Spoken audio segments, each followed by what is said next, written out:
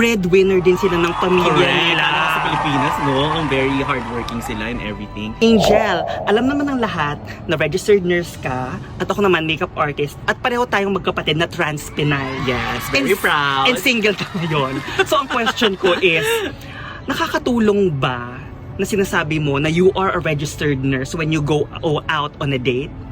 I think nakakatulong siya, definitely. Kasi feeling ko, yung mga guys, pag narinig nila na nurse ka, parang gets na agad nila kung anong type of job yun.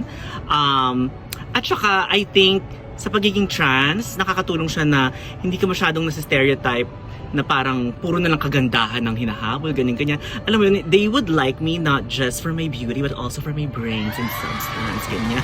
And not only that, Karamihan, diba? and karamihan din ng trans, di ba?